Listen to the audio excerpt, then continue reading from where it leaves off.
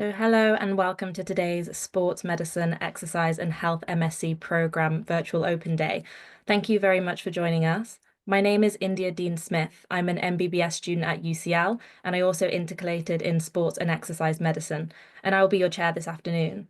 We hope this session will address those course-specific questions you may have had and will help you to gain an insight into what it's really like to study on one of our master's programs.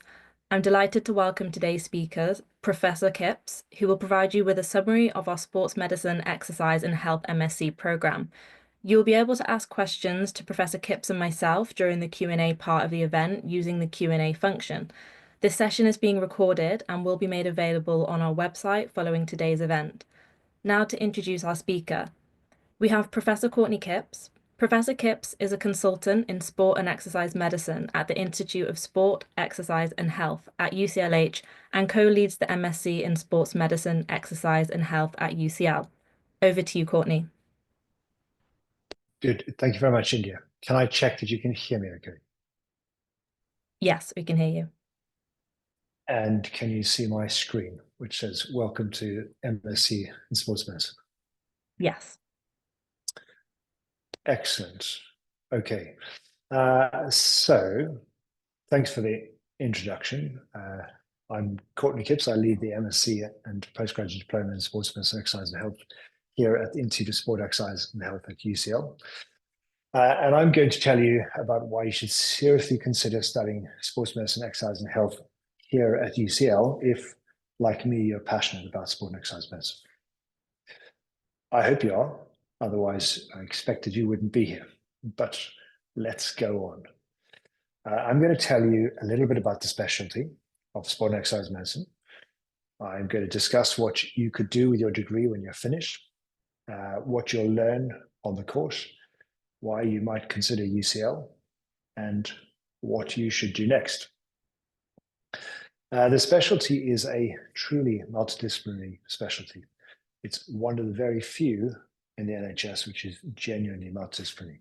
We have physios, doctors, sports scientists, sports therapists, rehab therapists, strength and conditioning coaches, podiatrists, osteopaths, all working together, looking after our athletes.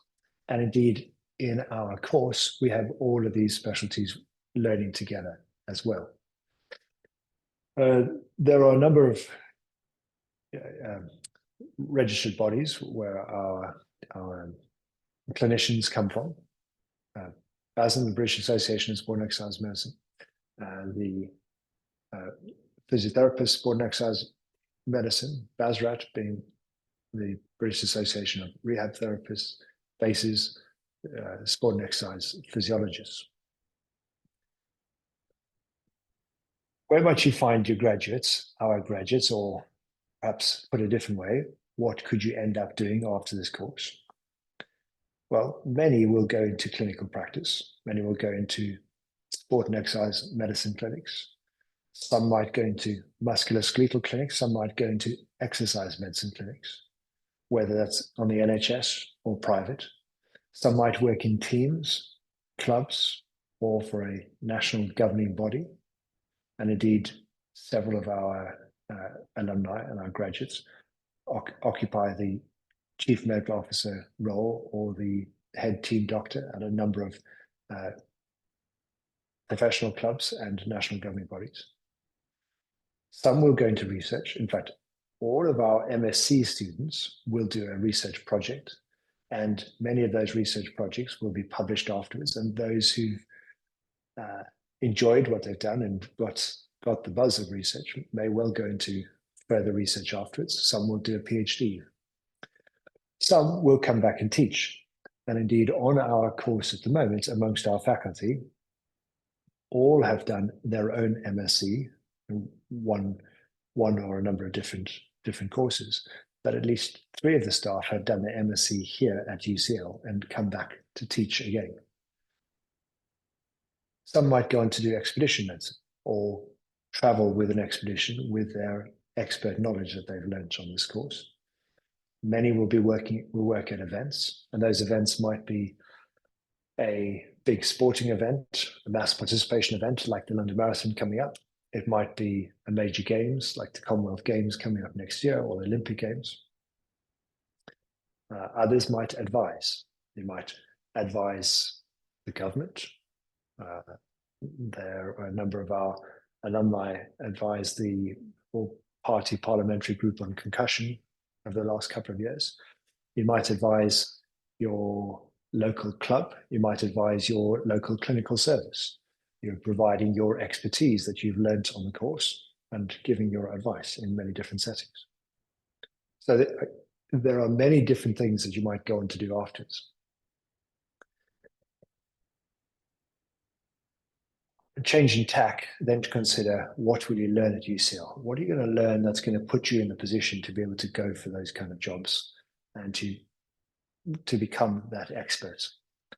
Well, the prime aspect of our teaching is sports injury diagnosis and management. I think you might expect that. But of course, sports medicine isn't just managing sports injuries. It's also managing the medical problems that happens to athletes. And it's also understanding and utilizing exercise and physical activity in the prescription, in the treatment and prevention of chronic disease through exercise prescription.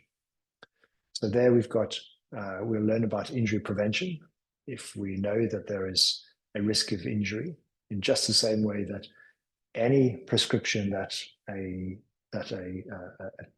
hospital doctor or GP might prescribe.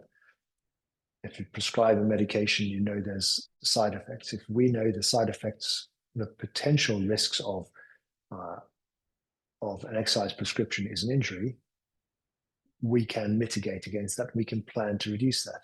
Injury prevention is a big part of what we do. Rehabilitation from injury, on the other hand, once an injury has happened, how to get back from that injury is another big part of this. Prescribing exercise as a medicine in the prevention of chronic diseases and the treatment of chronic diseases.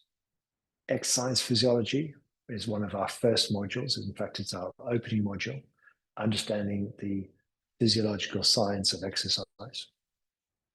And then utilizing sport and exercise medicine in teams and events, not simply the management of the injuries, but the management of the medical team, the management of the event medical team, for example.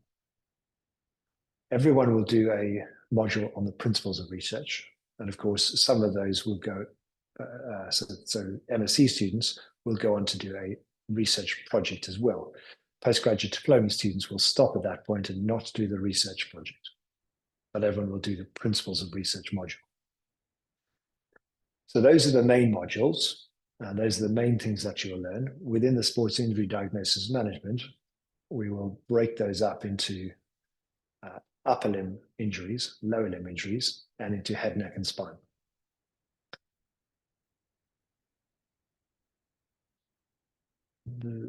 How will you learn at UCL? How can you, as a student, learn sport and exercise medicine?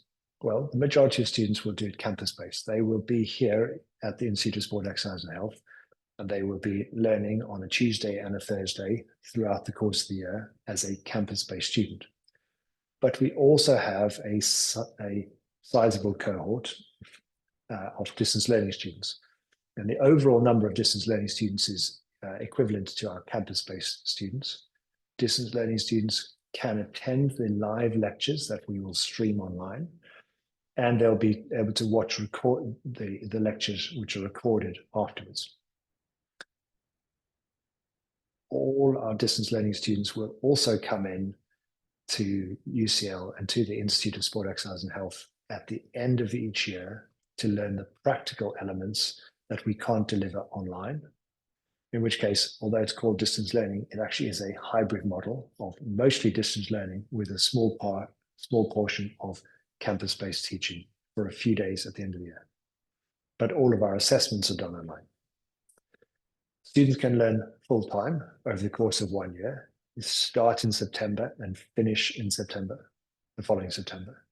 They can do it part-time over 2 years, to do half of it 1 year and half the second year. Or on a modular flexible route, breaking it module by module over 3 to 5 years, depending on what works for that particular student in that particular in their own particular situation. The modular flexible route can be done on campus. All of these could be done on campus or via distance learning. Full-time students will be learning full-time and won't have another job. Part-time students will often have a part-time job and be learning part-time, or they may have other life commitments, which means that they've chosen not to study full-time. But part-time is 50% of the week, 50% of the working week. So part-time students, whether they're campus-based or distance learning students, shouldn't be choosing part-time if they have a clinical commitment or other commitments which take up more than half the week if they aren't able to participate in their learning for half the week. Why might you consider UCL? Well, UCL is one of the very best universities in the world. In fact, last year, UCL was voted the University of the Year by the Times and Sunday Times Good University Guide. And just 2 days ago, the QS World University Rankings were published. And once again, UCL was in the top 10. I say once again because year after year, it's been in the top 10 of the universities worldwide. And if you want to find out more, click that link and go and see all the acclaims that UCL has. However, not just UCL, you'd be learning here in the Institute of Sport, Exercise and Health, which is an internationally recognized sports medicine center and really is the heart of sports medicine in London and the UK. And you'll be taught by a passionate expert faculty and a variety of guest lecturers who have local, national, and international reputations in their discipline. Guest lecturers who are experts in their particular niche area. We also utilize a wide range of assessments so that we can suit all different learning styles. And all of our assessments are real-world applications of the learning. As an example, one of our modules has a group presentation to pitch a new service. Another assessment is to produce an infographic on an injury prevention program. Another example is to write an editorial, write a piece of coursework in the style of an editorial. And another one is to produce an exercise prescription as may be used by a strength and conditioning coach, i.e. all real-world applications of what you're learning here on the course. Okay, so I hope I've given you enough information to whet your appetite and for you to want to find out more. And then the next question is, what do you do next? And that is to ask questions. And of course, you'll have the opportunity now to ask some questions, but you're welcome to ask questions again at another time. Whilst you're waiting to go on the course, I would go on a pitchside sports medicine course. Pitchside course is going to teach you what to do there and then on the side of a pitch. And the RFU, the Rugby Football Union, and the FA Football Association both run their own courses on how to manage injuries on the pitch, because we're not going to teach you that. Those two courses are the nationally recognized courses that you have to do to be able to work on the side of a football or rugby pitch. And as those governing bodies run that course, we've decided that we won't add something in competition which isn't recognized. So you will need to go and do the pitchside course yourself. And you can indeed do that before you come on this course. I would encourage you to volunteer at events. And at this point in time, if you haven't yet haven't been involved in any sports medicine fields, you may simply volunteer as a marshal or as an assistant in an event. If you have some sufficient clinical experience or background, you may well volunteer as a doctor or physio. But the point about volunteering is you get to see what it's really like. And those events I'm talking about would be the marathons, half marathons, cycling events, rugby and football matches, the Commonwealth Games coming up next year in Glasgow, for example. I'd encourage you to start looking at the journals, the relevant journals, the journals that we refer to all the time. As an example, the British Journal of Sports Medicine is one of the highest rated sports medicine journals internationally. And if you're following the British Journal of Sports Medicine, you're reading the very latest research that comes up there, that's the highest impact evidence coming through. And you're then in a position to keep up to date with all the research that's coming through. All journals offer an electronic table of contents, ETOC, which comes through to your email inbox every month as it's published and gives you a quick overview of what's in the current journal. There are many, many podcasts that you can look at, many podcasts that you can listen to. And ultimately, the more you get involved in talking about and reading about and listening to sports medicine, the more involved you'll feel and the more it will all start making sense. Alongside podcasts, online forums, various social media feeds, and attending conferences. As an example, might be the British Association of Sport and Exercise Medicine, which takes place in October or November each year. But each of the organizations I mentioned have their own annual conferences, and there are many, many smaller conferences around the UK and internationally over the course of the year. There again is another opportunity for you to spend time listening to and talking to and networking with experts and professionals in this field already. And finally, if I haven't already convinced you, submit your application. I'm going to stop there. I'm going to hand back to India, and I'm happy to answer any questions. Great. Thank you, Courtney. That was really useful. So now we can move on to the Q&A section of the webinar. So you're able to submit your questions there in the Q&A function at the bottom of the screen. We have some already. So the first one is for the MSc course, what is required in the year of work experience? So somebody's already had a look at seeing what the entry criteria are for the course, and one of them, as you rightly point out, is at least 1 year's postgraduate work experience. And that is a year working in your discipline, in your field, after you've graduated from your undergraduate course. So it's, if you're a doctor, you've done your foundation training. If you're a physio, you've been working for at least a year. If you're a sports scientist or rehab therapist, you've been working as a sports scientist or rehab therapist for at least a year after graduating. And that's very, very important because we're asking people to bring in their clinical experience. So what we teach, you can immediately utilize. You can immediately see the context because you have an understanding of what happens in reality in these situations. And we're also asking you to bring your experience into the conversations so that you're working, you're learning with other students, bringing your own experience in. And that makes it very much more fulfilling and rewarding conversation for all students involved. Thank you. I might finish up, if you don't mind, India, to interrupt you. No, Sorry, go ahead. I might finish up to say that it is very important that year of work experience is postgraduate work experience, and internships within the time of your undergraduate training isn't quite the same, and so it's a year after graduation. Okay, thank you. And our next question we have is, do you get many experienced physicians who do this course who are looking for a career change? I myself am a GP and have done joint injections for years. So do we have many experienced physicians who come and do the course? And yes, absolutely.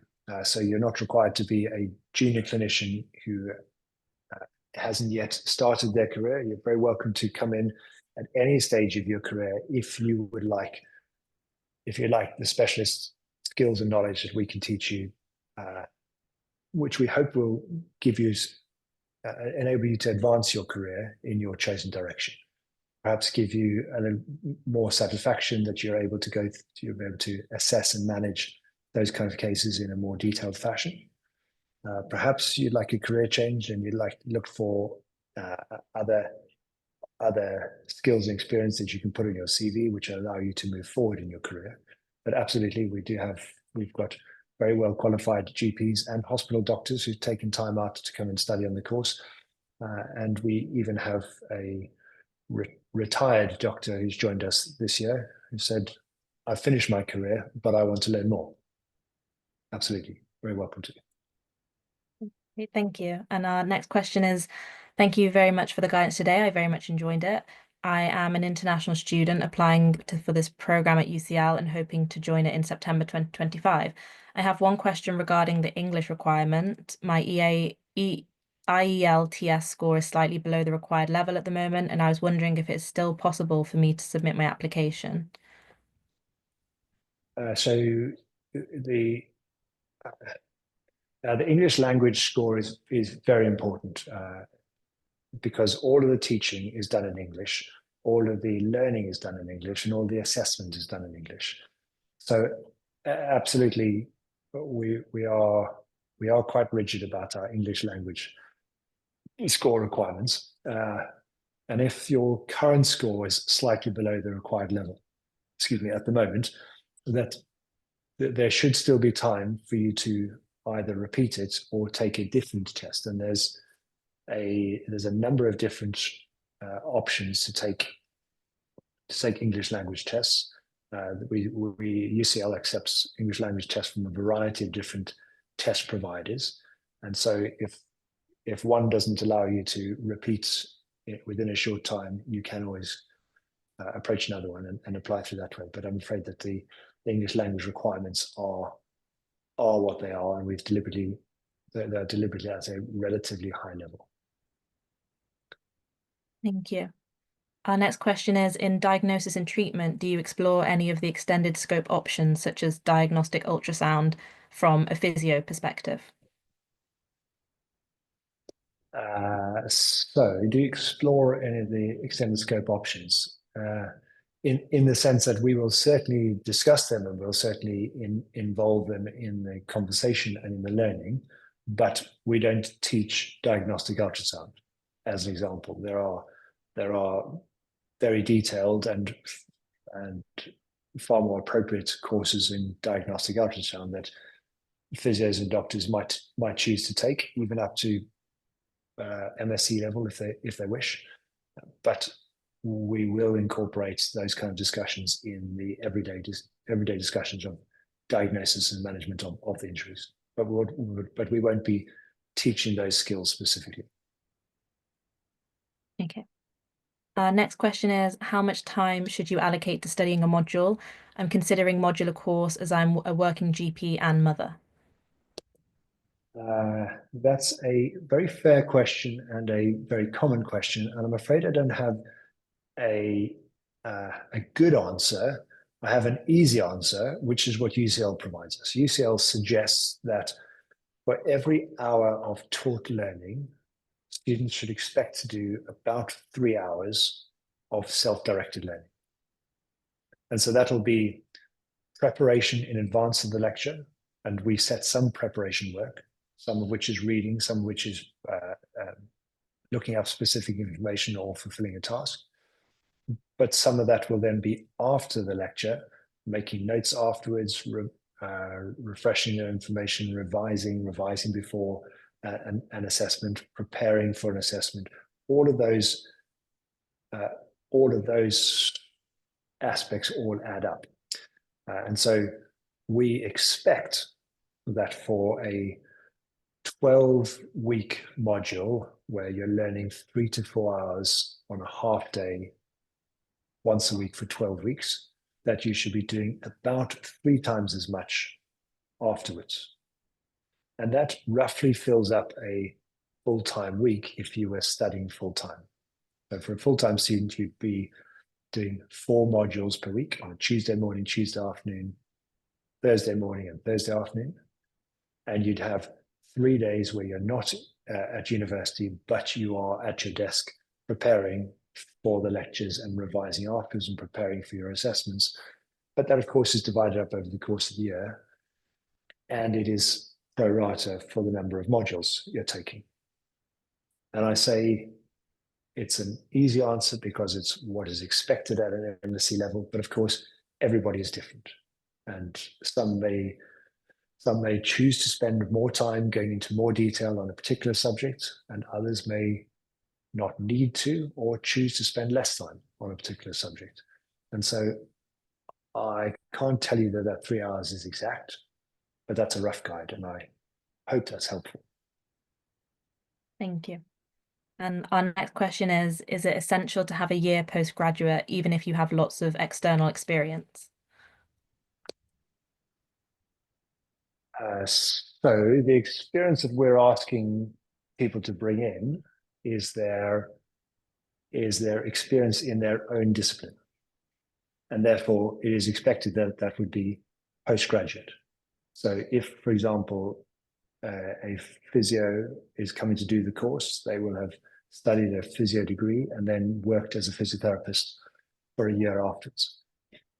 If it becomes less relevant if a doctor comes in immediately after finishing their medical degree, but says, I worked as a sports scientist before I did my medical degree, even if that was relevant, even if it was relevant at the time, we've now got a doctor who's studying sports medicine to become a sports medicine clinician in clinical practice. We'd like them to bring in their medical background. Perhaps that wasn't a particularly useful example, but if there's somebody who'd been working in an exercise prescription setting before, but now comes in with has done a physio degree and joins us immediately after their physio degree, they haven't yet had experience working in the setting that they will go back to do after finishing our course, and that's what we're looking for, not your pre university experience. Okay, thank you. We've got another question. So, are there any recommendations for places to get work experience as a sports scientist? And is there a time requirement to fulfill more specifically than a year, a full-time job, volunteering, ad hoc experience, etc.? So I recognize that there are that some degrees that people graduating some degrees have very many more options available to them afterwards and are able to and may well have a job opportunity lined up when they're finished, and others might be in a bit more of a competitive field and have less opportunities. And it's often the case that a sports scientist might, as an example, that a sports scientist might not have been able to work in a sports science capacity in a club immediately after finishing, and all sports scientists will tell you that they've had to fight hard to get those kind of jobs. But there are many different opportunities that will be aligned with that, and that might be working in an NHS clinical exercise physiology lab. It might be in an exercise prescription setting, working with in a gym setting, for example. And so those are the kind of places where I'd encourage you to look for first if you haven't already done so. The question went on to ask about the type of experience and should it be a full-time job or should it be volunteering or ad hoc experience. I'm not going to be prescriptive about that because if you're working in your own discipline, whether you're being paid or not, if you're working, you're gathering experience. It's less so if you're simply observing, and it's less relevant if you've been working in something completely different. If you've been working as a teacher, for example, that's not going to bring in the kind of experience that we're looking for you to build upon with this course. Okay, thank you. And our next question we have is for international students who are practicing doctors outside the UK. Does the Masters allow for sports medicine practice in the UK/internationally, or would an equivalent be required? Thank you. Okay, that's a very useful question. Thank you for bringing it up. And I'm going to take a step back and just answer it a bit more generally initially. This course doesn't give you a qualification which allows you to do something that you can't already do. And so as a sports scientist or as a rehab therapist, for example, it won't give you a qualification which allows you to work as a physiotherapist. As a physiotherapist, it won't give you a qualification which allows you to work as a doctor. It will give you a qualification to do more in your current field. So that's a bit more of a general answer. The question, however, was more specific as a doctor who's an international graduate, would they be allowed to work in the UK as a doctor or international? Sorry, if they'd be allowed to work in the UK as a sports medicine doctor. The first answer to that is they would have to get their GMC registration, regardless of whether or not they're doing an MSc. So they'd have to have the GMC registration.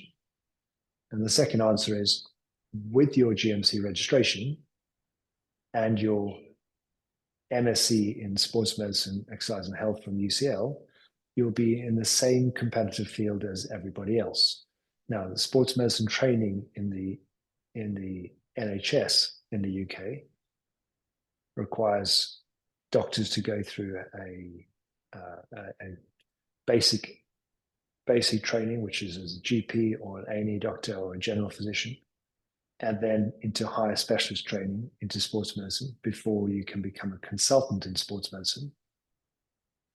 But our MSc allows you to go and work in an environment where you might need a qualification, such as working as a team doctor for a club.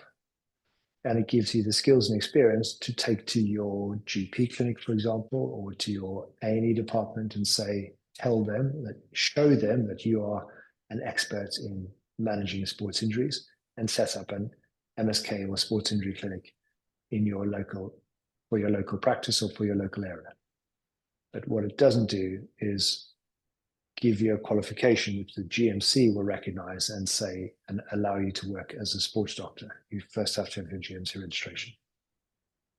I hope that answers that question. It's a long and detailed answer, but it's an important one to clarify. Thank you. And our next question is, hi there, is the intake for each year always in September, or do you also do January intake for the full-time course? It is only in September. So we all start together in September. Okay. Our next question is, thank you for the informative presentation. For the part-time course, could you please explain again how the teaching takes place? Is it the first half of the full-time course in year 1 and then the second half of the course in year 2? So yes, indeed, part-time is 50%, and so it's the first half in year 1, and we would routinely expect, although this is open to discussion, but we routinely have first year part-time students studying on a Tuesday and second year part-time students studying on a Thursday. There's several reasons for that, but one simple reason is that it then means you move through with your same cohort on a Tuesday in the first year and on a Thursday in the second year. We've also set up the modules so that the Thursday modules tend to build on the Tuesday modules. But if there's a particular reason why a first year student might need to attend on a Thursday or a second year student might only be able to attend on Tuesday, then we can accommodate that. Okay, thank you. And our next question, so would an integrated MRES completed at a professional club count as a year of work experience, or does this work experience need to be completed outside of any form of education? That's an interesting question and one that I haven't come across before and therefore haven't considered. I think that it would be really helpful to hear a little bit more about that, so that we can make a judgment on that, perhaps to understand exactly what was done, what was learnt, and how the environment was set up. I think I don't want to be put on the spot for that when I actually I don't have all the details. I'd be happy to consider that separately via email, if you like. Great, thank you. Our next question. So with the completion of the optional rehabilitation module in the Masters, what level of qualification do you obtain?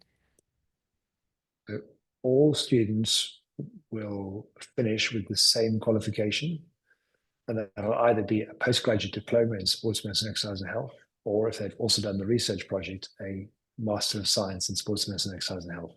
They won't have a qualification in rehabilitation. They won't have a qualification in physiotherapy or medicine.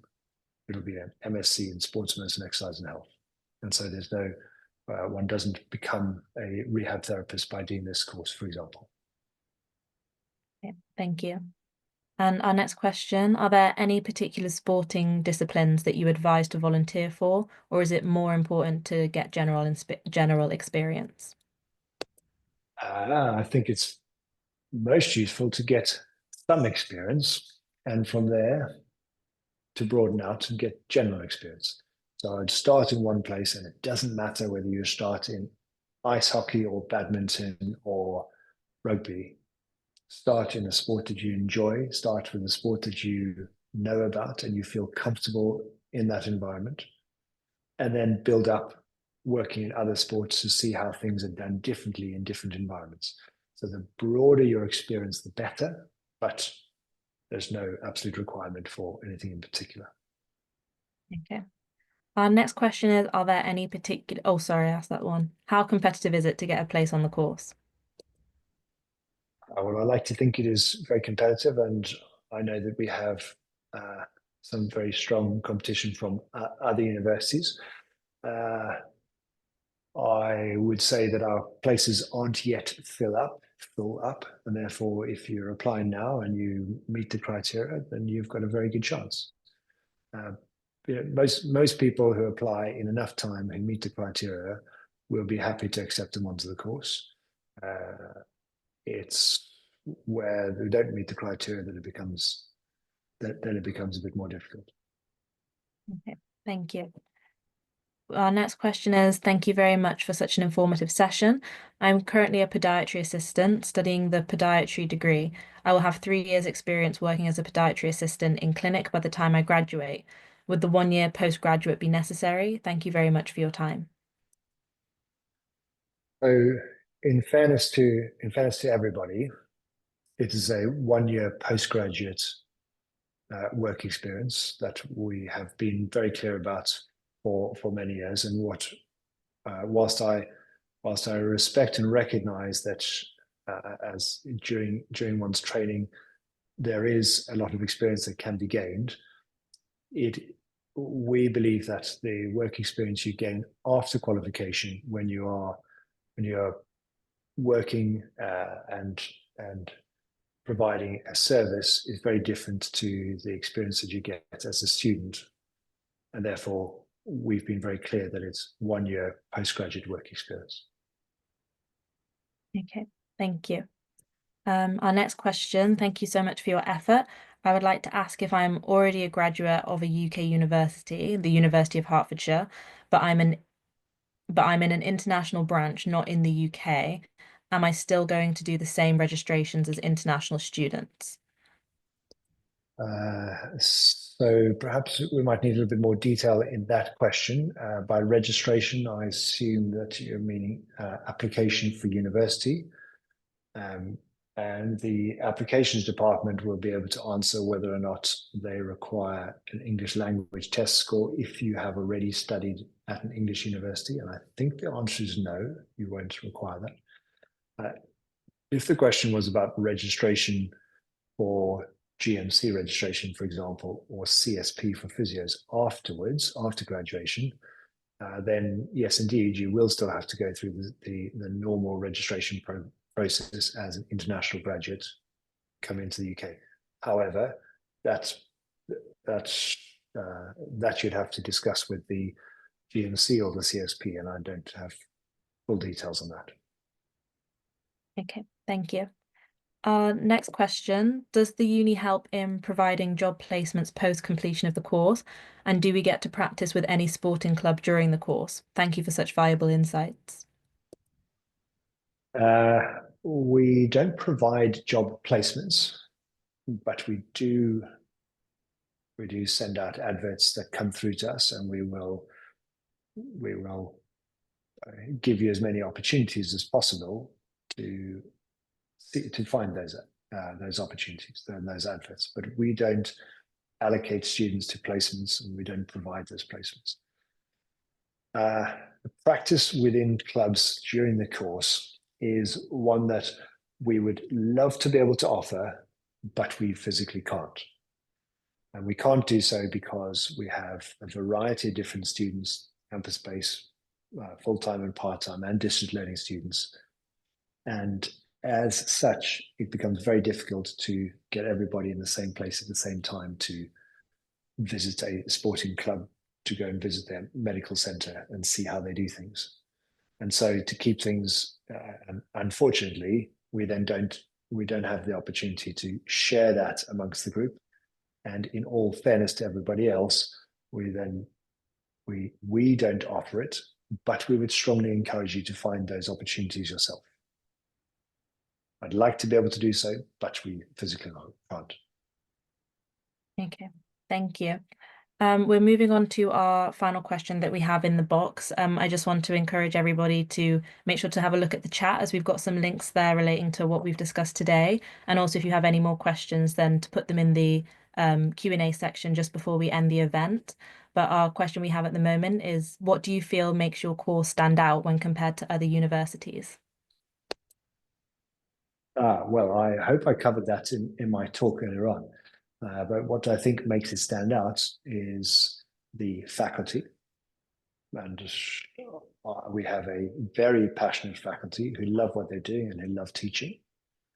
We are based in a sports medicine hub where we have sports private and NHS sports medicine clinics on site. We have an exercise physiology lab on site. We have research teams interacting with us, sitting side by side. Our teaching is all evidence-based, and our teaching informs the research, and research informs the teaching. We're at an internationally recognized sports medicine center, the Institute of Sport, Exercise and Health, and we're part of one of the very best universities in the UK. And I hope that will persuade you that this is the right place for you to come. Great, thank you. So that looks like you've answered all of the questions. Do you have anything else that you would like to add today? To me, I'd be very happy to answer questions that come in via email at a later date. And you're very welcome to contact us through the applications department or through our sports medicine administrator, and her contact details are on the website. So if anybody's thinking about submitting an application and wondering whether or not they fit the criteria, please do get in contact and we can have a discussion about it beforehand. Okay, thank you. And we've actually just had two more questions submitted. So just before we end the event today, the next question is, for the research a student undertakes for the masters, do we have a mentor? So for the research that students do for the masters, you'll have a project supervisor, primary supervisor, and you'll have a secondary supervisor. And so they indeed will be the equivalent of a mentor, but perhaps with a little bit more guidance. And there's a research project module leader who will also be overseeing your project. So you're not left to your own devices in any way. Great, thank you. And our next question is, can you provide me a basic insight of the course materials and what are we expected to do throughout the course? By course materials, I expect that you mean textbooks, for example.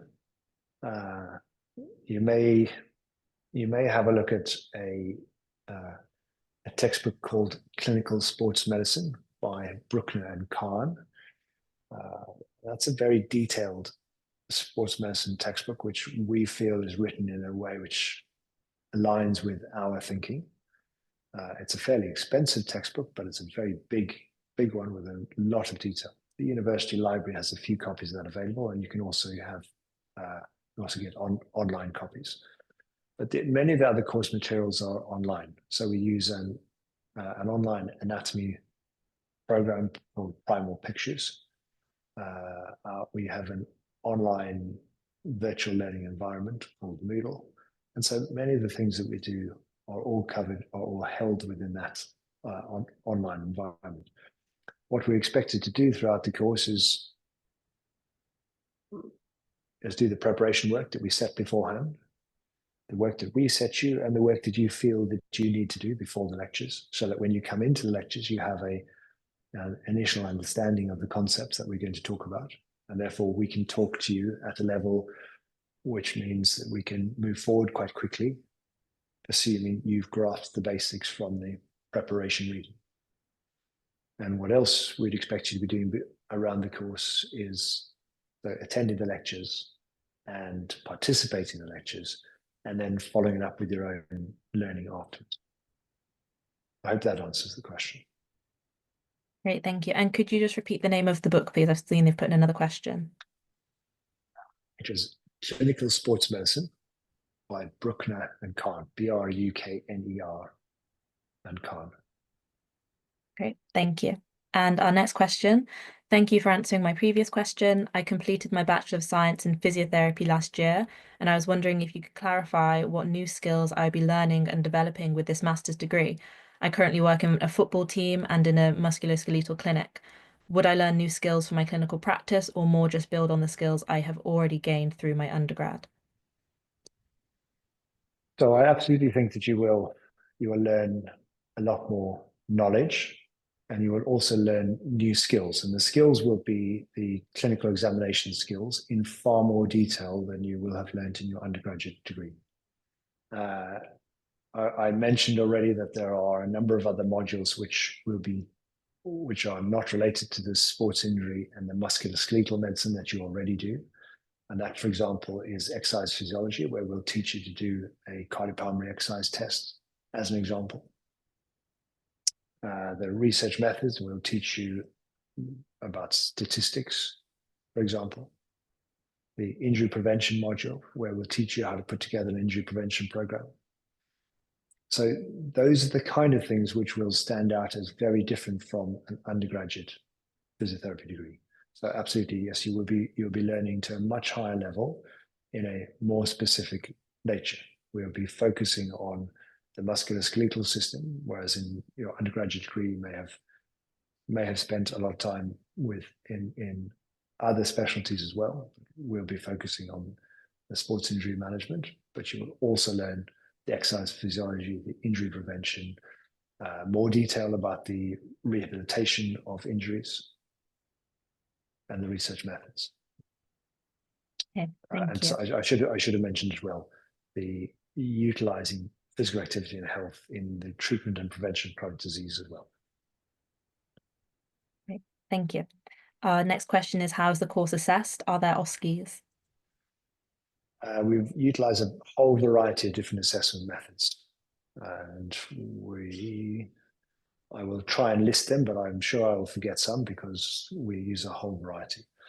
We have a number of different SBAs, single best answer type exams. We have a number of pieces of coursework, written coursework. We have posters, infographics, individual presentations, group presentations, OSCEs, vivas, dissertations. So we have a whole variety of different assessment styles. Yeah, thank you. Next question. So just to confirm again, this course does not prepare, let's say, a sports science graduate to be a sports doctor. Am I right to say so? But graduates from this course will be equipped with skills to diagnose sports injuries and maybe prescribe ways of injury management. So the first part indeed is correct, that it doesn't, if you're using that example proposed, it doesn't allow a sports science graduate to call themselves a sports doctor afterwards. To do that, a sports science graduate would have to go through medical school and graduate as a doctor, and then come back to our course to learn about sports medicine to then call themselves a sports doctor. Graduates will be equipped with the skills to diagnose and manage sports injuries and prescribe in ways of injury management. However, it is important to consider the context that you'll be working in your environment, and to consider whether it is indeed worth your while going through our course to get to do what you want to do in your environment. As an example,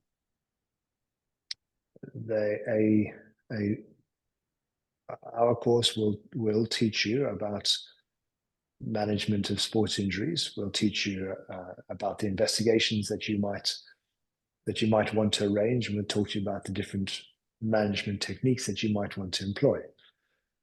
But you may be working in a situation where aren't you aren't allowed, according to your national governing body, maybe you're not allowed to refer for certain investigations, or you may not do certain treatments. Maybe, as an example, an injection. Maybe you need, where you work, you'll need additional certification or different additional qualifications to do an injection. And therefore, one does have to be careful that you don't go through this course expecting to be able to do something, but then find that in your situation, in your environment, it doesn't allow you to do that. And there you might have to, then I'd urge you to consider, is there another way that you can get there, which is more efficient use of your time, effort, and finances to get to get you to where you want to go. And I'd be happy to talk through that in more detail with any individual if they want to, if it's not clear to them what this course will allow them to do afterwards. Okay, thank you. And our next question, thanks for your talk, very helpful. I'm currently in F1 in Northwest and would be looking to apply next year, so 2026, for full-time learning. I understand the expectation is to spend the full working week for study. Do you think there would be any scope for locum work, or would it be a case of setting everything aside for a year, important for life planning / funding? So that's a very common situation, and we of course recognise that the university is expensive, and B, London life is expensive, and we would encourage students to be able to study full time and to dedicate all their efforts at learning. We do recognise that is very difficult if you're living and studying in London, and that many people will do do locum shifts, but we'd encourage to keep that to a minimum and no more than one shift or 1 day a week, so that you have enough time to cope with all the additional things that full-time university life will throw at you. We would be very happy to introduce you to other full-time students so that you have an indication of, so that you can talk to them about the workload that's required. But many will do an occasional locum shift. But if you're having to do regular locum shifts, then you may rather consider doing a part-time course so that your work and university life aren't restricting each other. Thank you. Next question, how do you decide what research project to do for the master's course? Are there project titles to choose from, or can we choose our own topic of interest? We have a long list of projects that are available for students to select from, and we'd encourage you to take one from that list, because those are ones that already have ethical approval to go ahead. They already have a project supervisor there, and many of them have already started, and our students can then drop in and carry on. Now, if somebody has a good idea about a project and they have a compelling reason to do a separate project, and the circumstances will allow it, access to the right group of participants, for example, access at the right time of year, appropriate support from that particular group to allow the research to happen, then of course we can work with the student to set that up. But there are many more steps involved in setting up your own research project, which we'd love you all to learn about. But being absolutely realistic, it is difficult to go through all those steps for everybody every year and finish on time. And therefore, we would prefer for you to take one of our current projects where many of those additional steps have already been done for you. Okay, thank you. Our next question is, what are some guest speakers that you've had in the past? We have about 80 guest speakers every year. And so I think about the last ones that the more recent ones we've had, the chief medical officer from the RFU. We've had a lead physiotherapist from the LTA. We've had the chief doctor, the head doctor, and a physiotherapist from professional football club, Premier League football club, come in. We've had the chief medical officer from the London Marathon talk to us. So I guess my point is I can keep going, but rest assured that we have a lot of guest lecturers and they are all experts in what they do. Okay, thank you. And our final question for this evening, following on from the question before the last one, could you please give some examples of some of the research titles? So I don't have any off the top of my head, but I can tell you that we have a number of different research groups here at the ICH, and they include various different aspects of research on sports-related concussion. We have a number of different research groups looking at hamstring injury rehabilitation, rehabilitation after ACL and ankle ligament injuries. We have research groups on heat stroke and other causes of collapse during endurance events. We have research studies on lifelong physical activity participation and health outcomes. We have ones on brain function, cognitive function related to exercise, exercise in children and school achievement. And that list, I guess, goes on and on. Yeah, great. Thank you very much. So we're out of time now and we'll need to leave it there. But thank you all for your comments and questions. And thank you to Courtney for an excellent session. Have a great evening, everyone. Good. Thank you, Andrew. Thank you very much for all your questions, everybody.